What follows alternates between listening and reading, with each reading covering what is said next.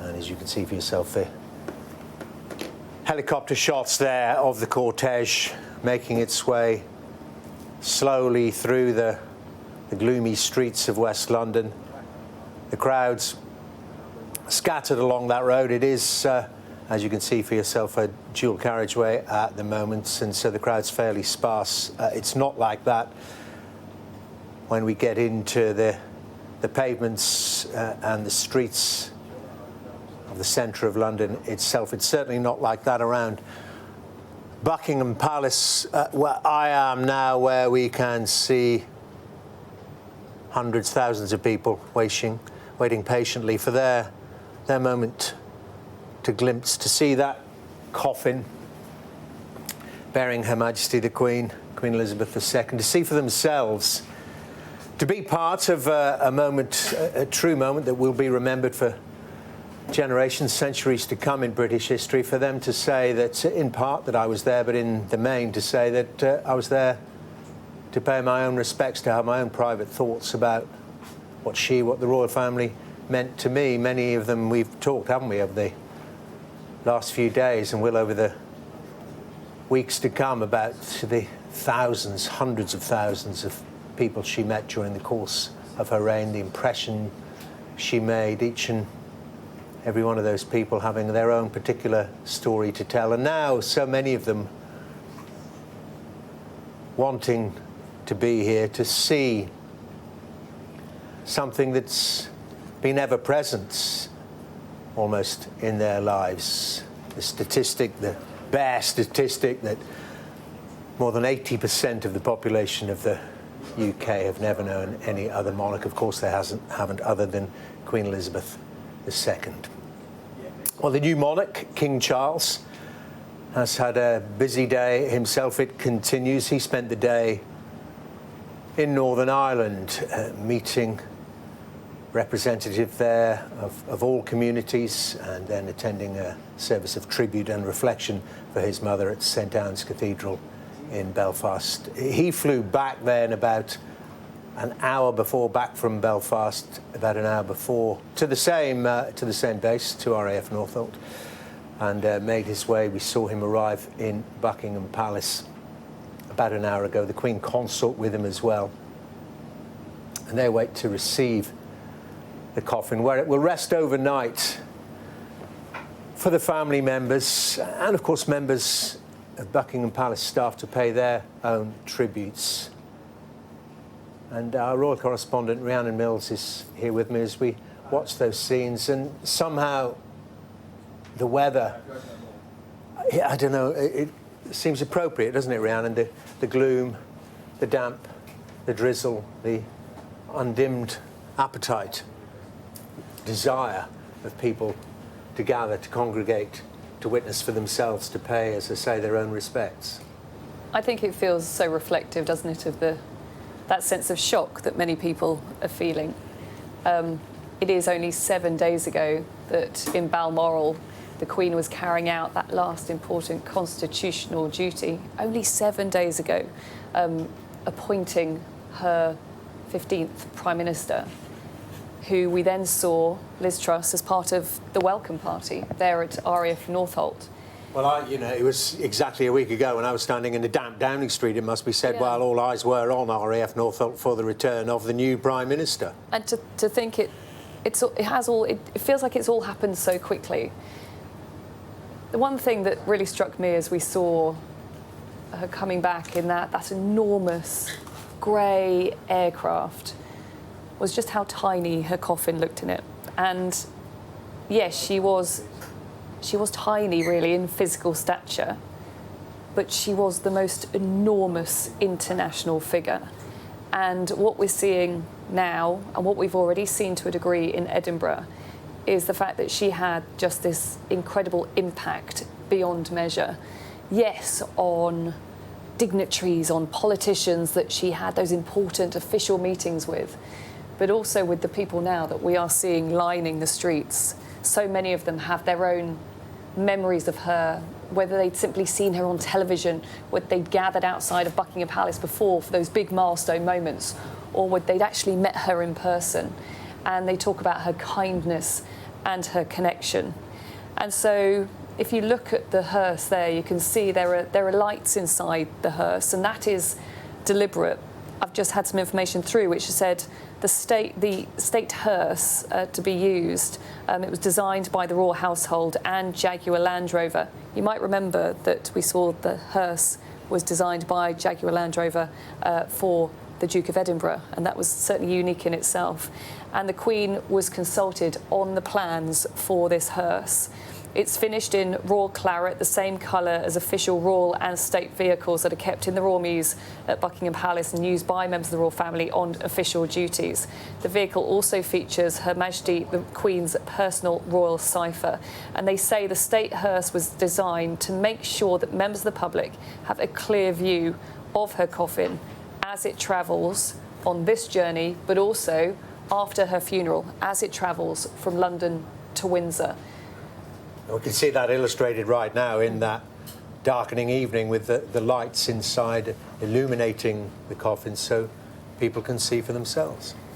And you have to remember that accompanying her on all the final journeys we've seen so far, the movement from Balmoral to Edinburgh, then Edinburgh back to RAF Northolt, and now this final journey here to Buckingham Palace, she has at all times been accompanied by her daughter, Princess Anne.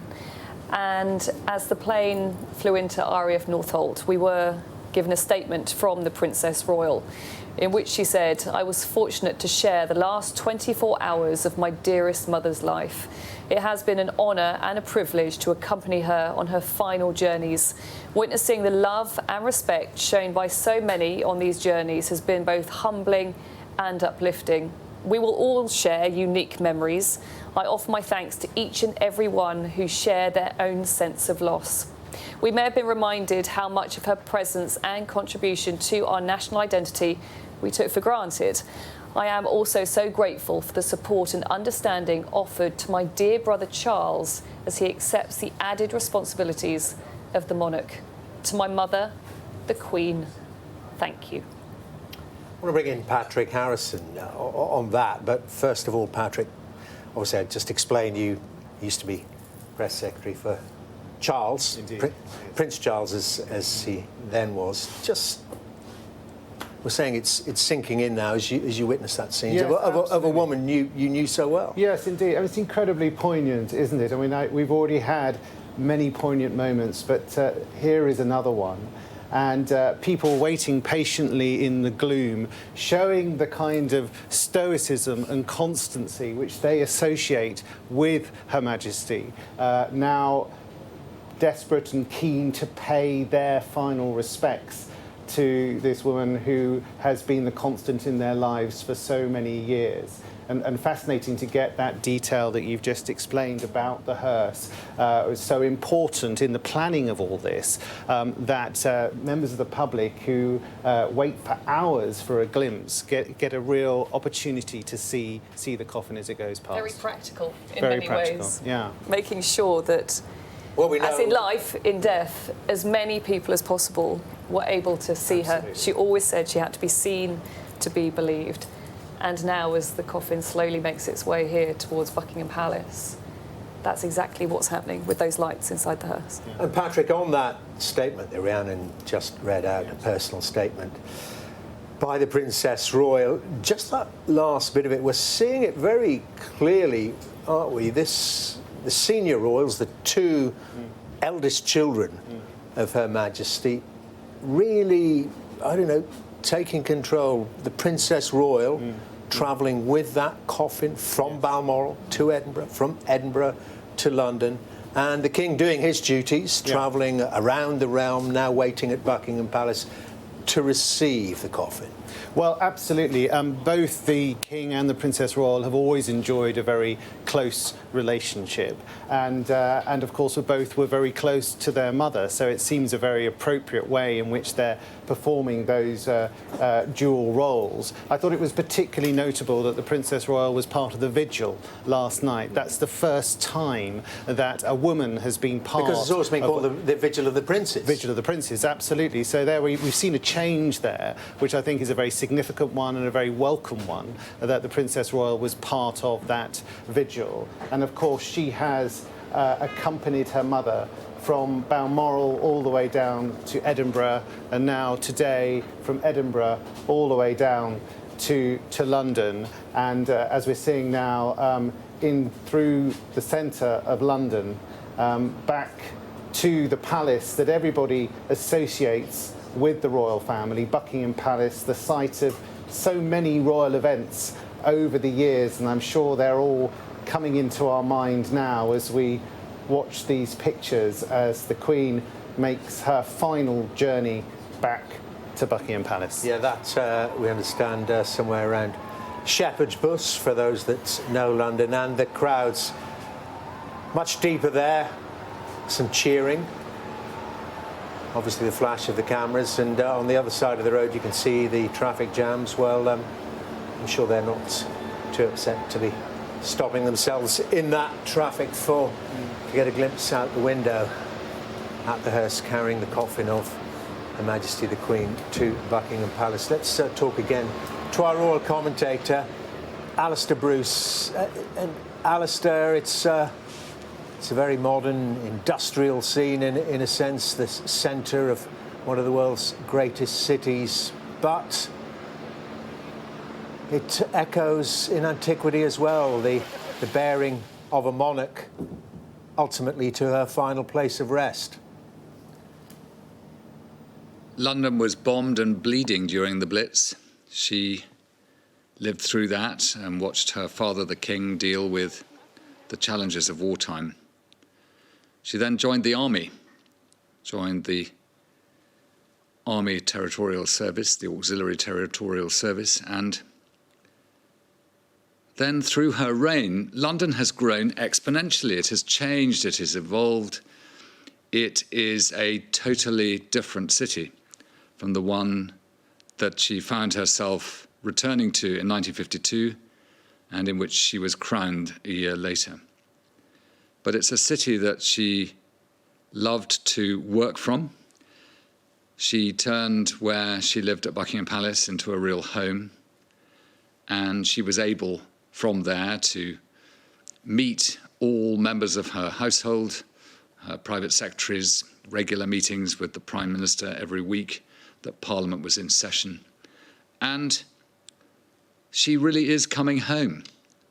And all the way in through what is a busy city, returning at the end of a day's work, they are weaving her through this scene while people will want to salute their sovereign passing by, albeit fleetingly. But lit as she is with the Royal Standard, it catches on a dreary evening the reds, the golds, the blues, that tell a story about the nation that she ruled as sovereign. And it also has marked wherever she's been throughout her reign. Occasionally she flew her own standards when she went to the Commonwealth countries, but pretty much everywhere she was, the Royal Standard flew, and London cabbies knew when she was home. It was something to look out for people coming to Buckingham Palace as part of their tourist visit.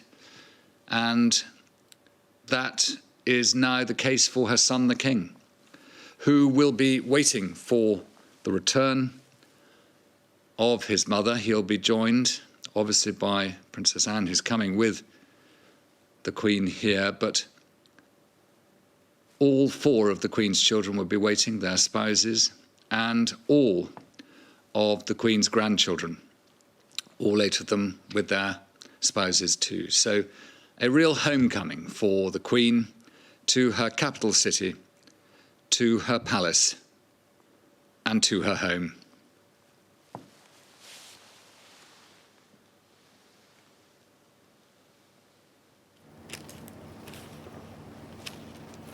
And Alistair, to her place of birth, her city of birth, though she wasn't born at Buckingham Palace. No, 17 Bruton Street, just up the road, doesn't really exist now in quite the same way that it did.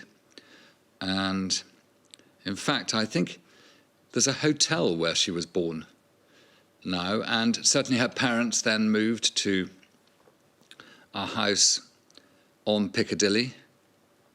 And the intention was that she'd be, yes, a royal princess, but the daughter of one of the king's younger brothers. But then that king abdicated, left the United Kingdom, went to live in France, and her father became king, absolutely, in his view, ill-prepared for it. And at least the Queen had a few years to study from her father all the constitutional elements of what she needed to do. And so when he died very young, she was well prepared on the one sense, but she had in her principal advisor, Prime Minister Sir Winston Churchill, she knighted him, actually gave him the Order of the Garter quite soon after she acceded to the throne. And he was responsible for preparing her for the first stages of that reign. And I think it was quite significant that waiting for her at Northolt was the 15th Prime Minister of her reign, who she had only invited to form a government a week ago today. Quite extraordinary, the pace of events when you describe them like that. And Alistair, as we look at the hearse, and we've heard what you've told us, what Rhiannon's told us about the special design to allow people to get their view of the cortege, of the coffin itself. Of course, that coffin has been a long time in the design. English oak, 30 years in the design, and lead-lined. There is a wonderful cheer happening here. In the pouring rain for the Queen. Yes, it's weighted. It's sad that now its duty has come to, but the care we are going to see in all the detail surrounding the preparation of this final salute from the United Kingdom to their sovereign of over 70 years will be very moving. I think when she arrives at Buckingham Palace, a very intimate moment will take place. Not only will she be met by her family, but she was appointed in 1942 by her father in the middle of the war to be Colonel of the Grenadier Guards. And when she became sovereign, obviously she became Colonel-in-Chief of that regiment, but she also became the company commander of her own company, known as Queen's Company, 1st Battalion Grenadier Guards.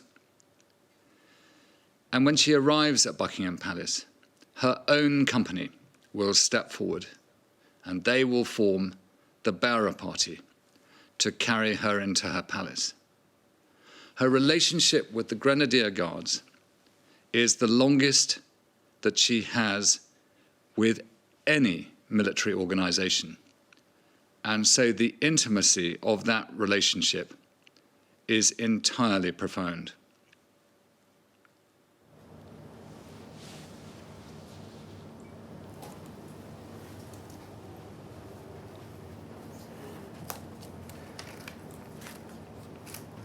Well, Patrick Harrison, Charles's former press secretary, is here with me as we work out where that cortege is, which not too very far away now from Buckingham Palace, 15, 20 minutes perhaps, and just so struck by obviously the size of the crowds that have gathered here, being added to by the moment, people being able to follow the progress of the state hearse on their phones, updating themselves on the information, but also just the patience.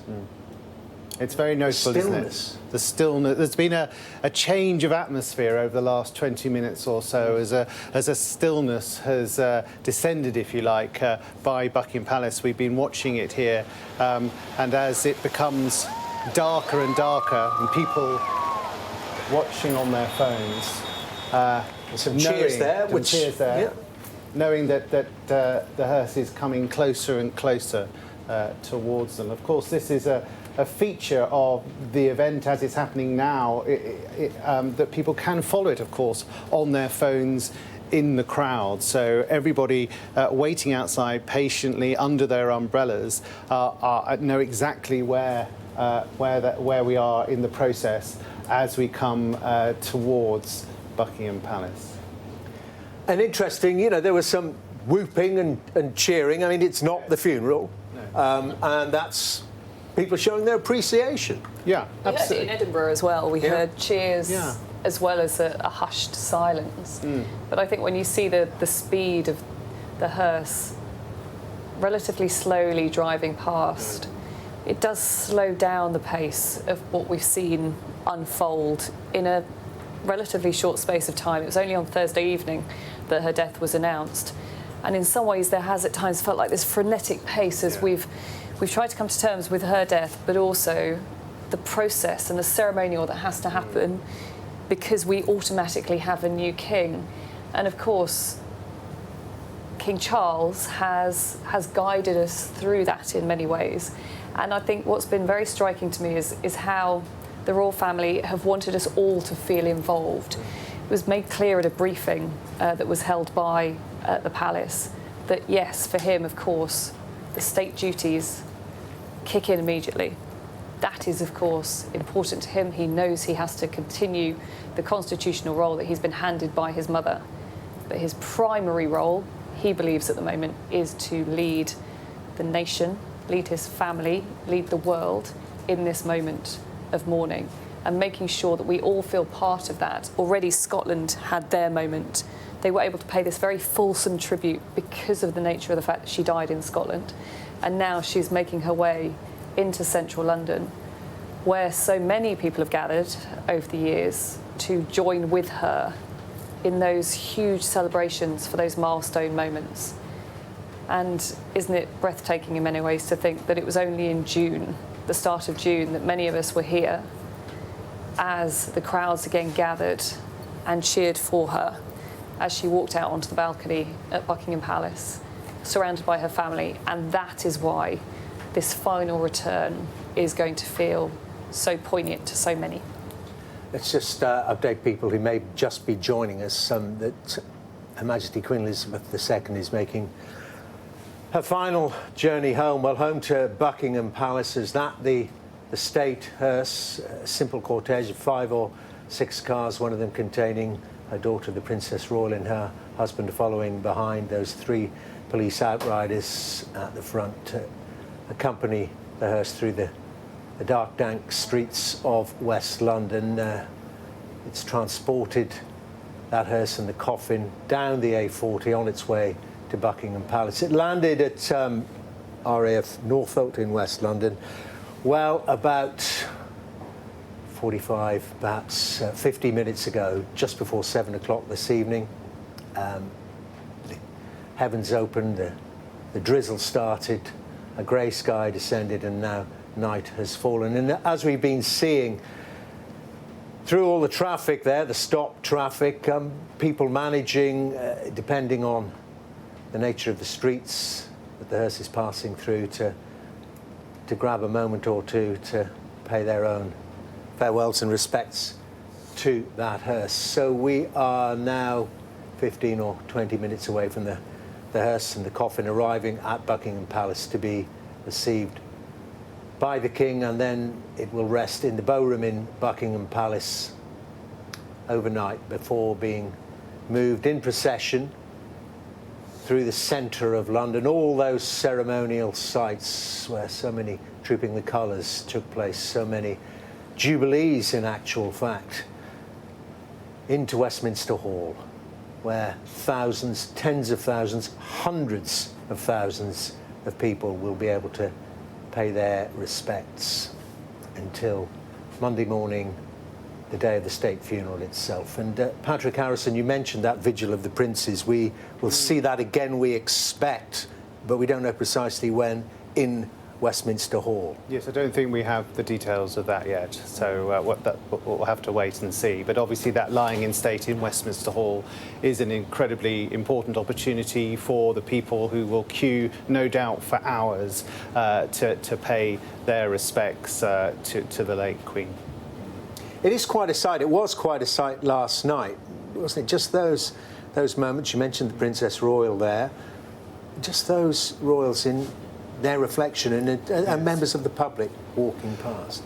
Absolutely, and also when you think about that incredibly busy schedule that the King has and other members of the royal family have, to have that moment where they are standing quietly in reflection for their mother by the coffin was I thought an incredibly poignant moment for the King, who otherwise has such a very busy schedule. And just to reflect on another poignant moment as the hearse, the coffin, passes along the Westway in central London, the elevated section of the A40. It, of course, passes Grenfell Tower, swathed, empty, a memorial to those that died in that awful conflagration 4 or 5 years ago.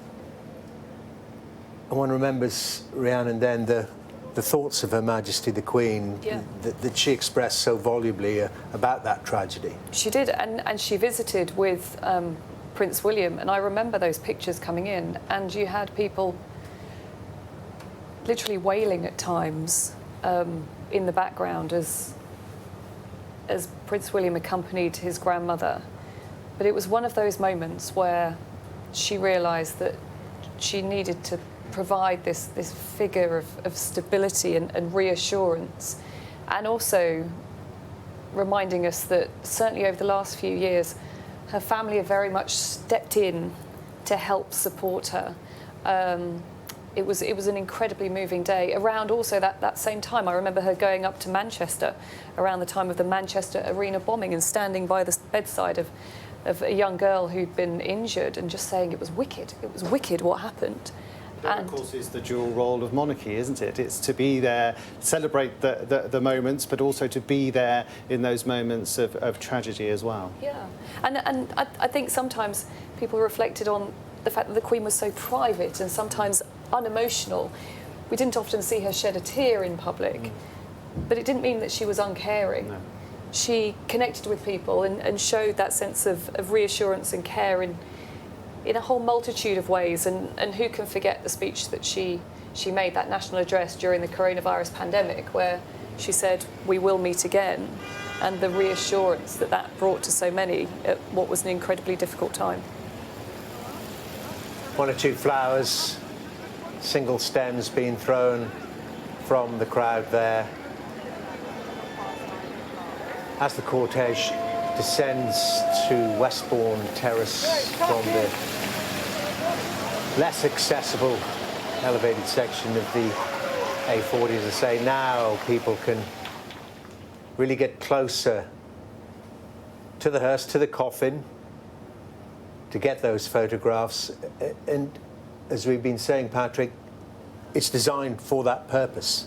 The state hearse, they want to show that coffin. They want people to see, to share the moment. Absolutely. As Rhiannon mentioned earlier, this is the King leading the nation in mourning, and in all the plans that underpin what we're seeing now, it is about ensuring that the public can share in that in this moment and able to in their way share in the moment, express their sorrow and also their thankfulness for the Queen. Let's talk to Alistair again, our royal commentator. And Alistair, it's the simplicity of this cortege: a hearse, a few cars, outriders, yes, but the contrast with what we will see when the full force, the might of the British state and its armed forces pay tribute to a monarch in a state funeral. It's going to be very, very, very different, but something about the simplicity of this. It's not even a formal ceremony. No, and it's for every family that has lost someone that they love very dearly. Following a hearse is very often a part of the funerary process. And it carries its sense of finality. And people react to it in different ways. Death is so challenging to every emotion and sense, and the way people mourn is always different. But this is somebody who everybody knew. And therefore, everybody, as Princess Anne said in her statement, is dealing with it with their own memories. But the cohesive reality of seeing the late sovereign, who was so sparkly-eyed with that almost impish young grin when she was waiting to meet her 15th Prime Minister. It's difficult to realise that that smile has gone. And yet, you're right, tomorrow, after this rain-covered return, she will be swept into a royal procession of all the armed forces, making their way from the palace where she lived to the grandeur of that massive Westminster Hall, where coronation processions have been formed back into the medieval times, where Parliament used to meet in the ancient times and built by William II. And in a sense, it will be the gathering point for her ancestors to call her back from life to join the annals of history. And the way in which it will be done will be so elegantly perfect, so nobly and carefully measured, that I think without doubt it will be something that all of us can join with and feel a part of. And we still watch those scenes as the cortege makes its way through the centre of London, getting ever closer now to Buckingham Palace, just to the north side of Hyde Park. And notable there that some of the drivers getting out of their cars, people on bicycles dismounting, clapping, taking photographs earlier, one or two single flowers being thrown towards the hearse. Traffic jams, well, a regular feature of commuting, of driving in central London. I don't think anyone caught up in them today regrets that at all, because they've been causing them themselves. They've been able to see the hearse carrying the Queen's coffin towards Buckingham Palace and towards a personal greeting, a personal farewell from members of her own family, led by, of course, the new King, King Charles, the Queen Consort, her other children, and their children, her grandchildren will receive that coffin here at Buckingham Palace before it's borne for one last night in Buckingham Palace into the bow room there, where they will be able to have their own private thoughts, where members of staff at Buckingham Palace will be able to have a thought or two before it is moved. And as Alistair was telling us, before really the state takes over, then we realise the monarch has gone, the Queen is dead, long live the King. The movement of that coffin tomorrow at 2:22 precisely, that planning will take the coffin the very short distance to Westminster Hall.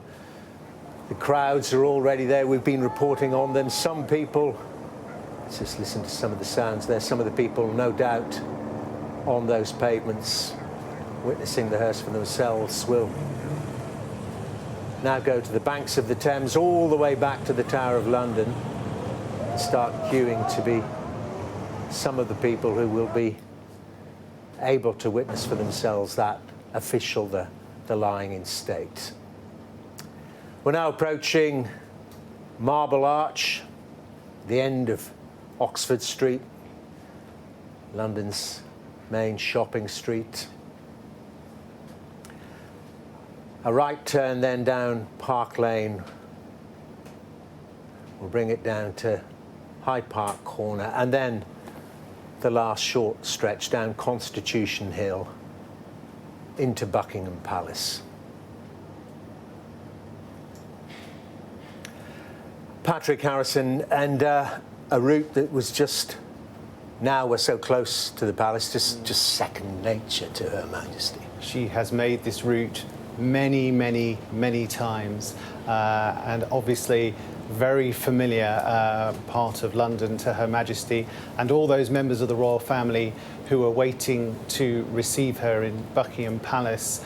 And it's very striking, isn't it? This very public procession of the hearse into Buckingham Palace and then back into that personal family moment overnight with members of the royal family and also members of the royal household. And you don't need me to tell you that loyalty is hugely prized within the household, and the household will very much wish to pay their own respects across this evening as well.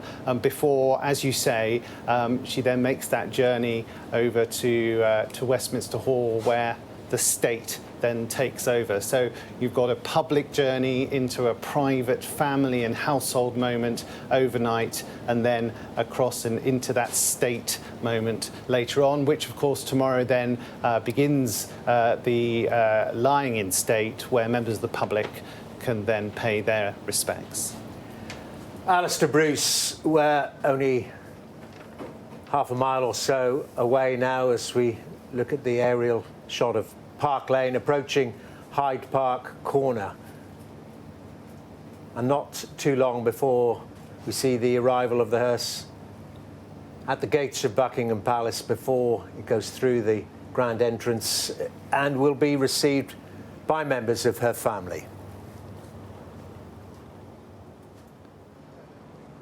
Dermot, you were mentioning how Londoners seeing this glimpse of the Queen going past. Londoners are so used over the last 20, 30, 40 years to just wandering along the pavements and suddenly seeing the Queen's car come past as she went off to the City of London or to open something here or there all round London. And they've come out tonight and they're seeing the Sovereign pass through these roads for the final time. And Londoners have responded very warmly to the Queen throughout her reign because she's been such a constant. After watching her son, the King, recall and reflect upon the loss of Queen Elizabeth II and make so much of the Constitution, it is fitting that her last part of this journey will be up Constitution Hill. She passed there also Apsley House, and every year she used to receive a tricolour from the Duke of Wellington, who was her friend, to recall the Battle of Waterloo in the schedule of events that she did every year.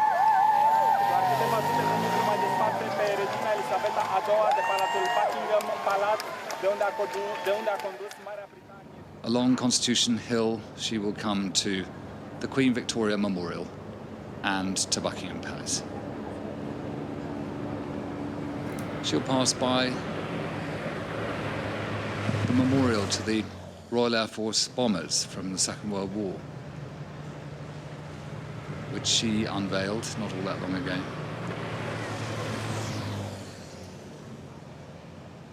And this is where the nation has had its eyes since we got the news that the Queen had died. People have been gathering at this palace, the icon of her reign and of the monarchy itself.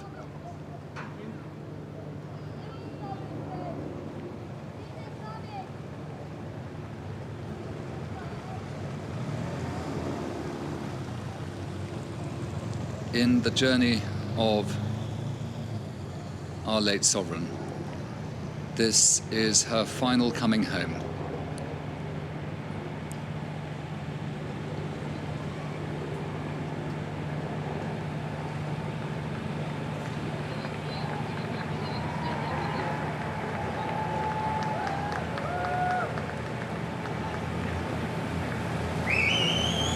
Passing by the side of the palace where she lived, where she took the dogs for the walks, where she could be alone during the week of her duties.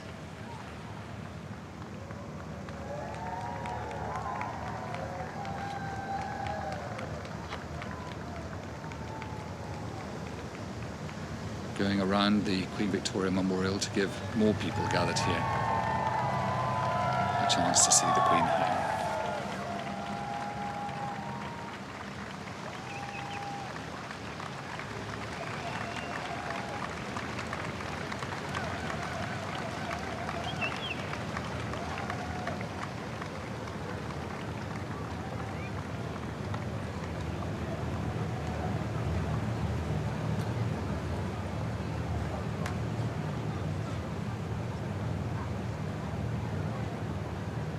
At the end of her coronation in 1953, the great gold stagecoach brought the young Queen through this centre gate to start her reign. Her duty done, she returns to the same palace with such a vast book of duties done, engagements completed,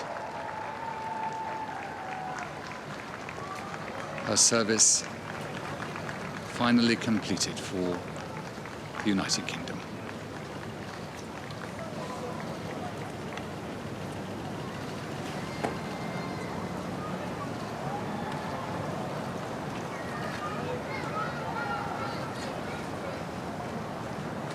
Within the quadrangle of Buckingham Palace waits the 1st Battalion Coldstream Guards, 3 officers and 101 guardsmen ready to give a royal salute to their Colonel-in-Chief.